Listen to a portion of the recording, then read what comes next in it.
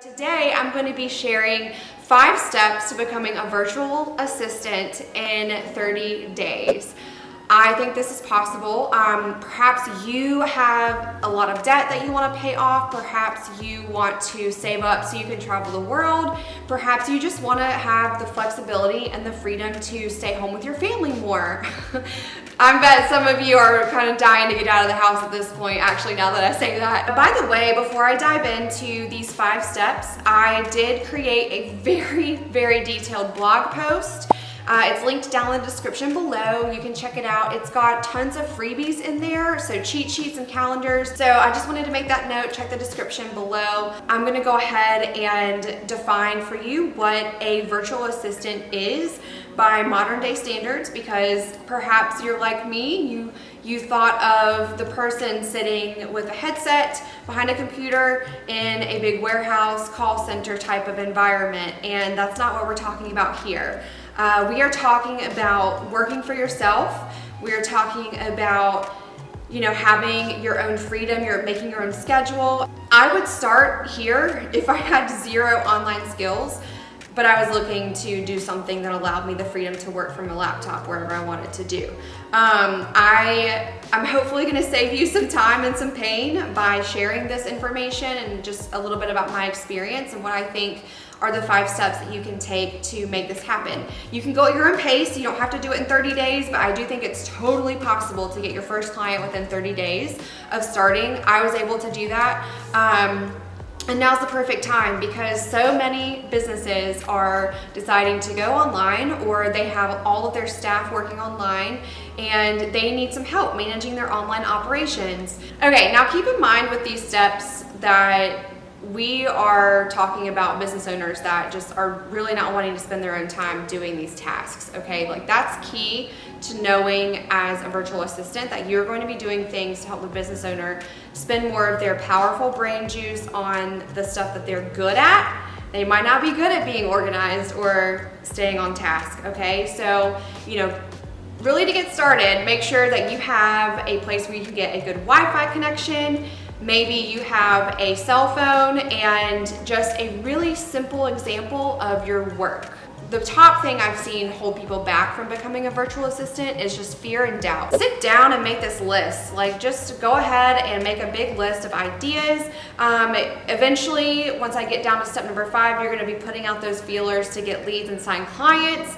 I don't want you to overthink this, okay? There are so many things that apply to, online work, okay? We're gonna get to also what you'll be paid for this, but just don't tell yourself that you don't have any skills that you can take online. The key is believing, okay? Believe here, all right?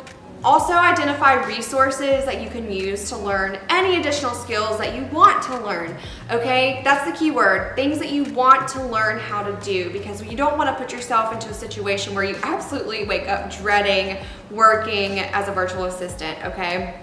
I've been there, I've done that, and you do not want to end up hating life, okay? So maybe you find some books on the industry you want to work in, or the topic. Maybe you find YouTube channels or videos that will show you how to do things online, like editing photos, editing videos, creating and managing social media content, although be careful with that, that's a higher paid skill. You might also want to take notes about some Facebook groups you could join to learn some of these things and learn just about being a virtual assistant in general. Pin this video to your Pinterest board, okay? Start a Pinterest board so you can keep all of these resources in one place. Spend only just a few hours gathering these resources. Don't overdo it. So many people stay in that I'm just going to learn mode and never get to where they actually put it into practice, okay? Just do not get stuck on this. It's so important that you keep moving forward and you don't stay there for weeks, months, and years before you start actually making money. Seriously, do not overthink this. You can easily get started with making your brand. You can go into a platform called Canva. I'll link that in the description below, and just make a very quick logo. All right, so we're gonna set up our visual brand. So that way you bring on a professional appearance, especially to the clients that you might not know. Make sure that when you do this, you understand the types of business owners that you would like to work with. You also want to come up with a name for your business. I recommend just using your name. You might just tack on like virtual assistant for real estate or realtors, you know, just something really, really simple. Infuse your personality into that brand and the way that you come across in your images, your photos, just anything. But keep in mind that you wanna appeal to the clients you want to attract. It's not just you. It's not just about you. You need to make sure that you look into treating this like a business. You will want to keep this fun and low-key, but let's be a little bit serious about making sure you're set up. If you're really serious about your business at this stage, you could set up an appointment with a CPA or someone that would be able to personally guide you. That's always an option. You need to open a business bank account and set up payment methods so you can get paid. Very important. For invoicing, you know, you can use PayPal for business. That allows you to create and send professional invoices, and the fee is pretty small. I really enjoy using a tool called XOXO because it allows me to create contracts and proposals and send invoices. It makes things really, really simple for me. In fact, I have an affiliate link down below in the description, and it'll give you 20% off your first month. So you should definitely check it out. It's basically the only thing I really need to run my small operation online. Now, contracts. I'm gonna mention contracts really quick because this is important. You should know your main services kind of by now after you made that list. You should also have your business name now. You should also know how you are going to be processing payments, and you're on your way to finding your first client, but you do need to make sure that you have a contract in place with every client. Even if they are just the friendliest of sweet souls, you need to have a contract in place. Once you've procured your contract, if you're using XOXO, for example, you can set it up. You can just simply email it to your client for them to sign it before they start working with you, okay? And so that brings me to the last step, which is finding your first clients. So here comes the fun part, right? It's fun, okay? Remember that. You get to have fun doing this. Honestly, again, I go back to that point I made in the beginning about you've got to remember that you're helping this business owner to get their time back. You're able to help them with everyday tasks that actually need to be done to help their business run successfully. There are a few ways to go about this, and the options are limitless, really. So first of all, I would say that you could create a profile on a platform like Upwork. I've never really used it, but I know a lot of freelancers have used it to get started. You could also find Facebook groups and join those where you know the people that you want to work with are hanging out. Online entrepreneurship groups for women, or just realtors groups. You just never know either who you might be able to connect with once you join a Facebook group. So once you get in there, start contributing content, give tips, engage on people's posts and comment with some advice. You might just get some people that reach out to you without you having to ask. You might be able to also just go ahead and, if the group owner allows it, post a post about what services you're offering.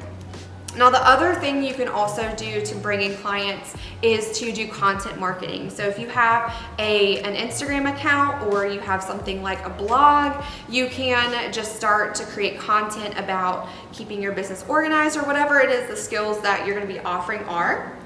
But just, you know, be consistent. However you choose to show up and you choose to find the clients, be consistent. How do you get the client to sign with you? When you receive a message or you connect with someone, you need to invite the potential client to hop on a quick call with you. Sounds intimidating, but you got to look at it as fun. They need to ask you questions about your skills, and you actually need to ask them questions about them and what they're looking for. You want to make sure that it's a good fit for you and the business owner, and most importantly for you. You don't want to stress yourself out more. You might hop on the call and the client knows what they already want from you and they want you to do, but you don't know that. You know, it's a two-way street. You don't want to end up with a client-zilla. You don't want to end up with that nightmare client and then you're like agonizing over letting them go, okay? So you would just present this call as a discovery call. and that is the way to go. All right, let's do a quick recap. Step number 1, make sure that you identify any skills that you already possess that you can do online. Step 2, make sure that you make a list of resources that you can use to learn and develop any additional skills that maybe you don't feel as confident about. Step number 3 is to create your personal brand. Do something very simple. Don't spend weeks on this part. You can just keep it simple here, all right? Step number 4, make sure that you keep your business official. Make it official. You need to have contracts and you need to be set up with your government and you need to have a bank account because we want to make sure that we can get paid and keep everything organized and separate. Now, step number 5, and the last step is going out there and getting those clients. You can work with local clients and you can find clients online in just a variety of ways. Whatever it is, make sure that you choose something that is really going to tailor to you and what you love doing. I think that's so important. I don't want you to create a job that you hate, and hey, you know, like if it does end up being something that you don't enjoy doing, being a virtual assistant gives you a lot of opportunities to grow and really make a successful business with higher skills, because you're gonna be learning so much depending on the different people that you work with. So that's all for today, you guys. Thank you so much for watching. Don't forget to check out the blog post for those freebies and more, and I will see you in the next video. Bye.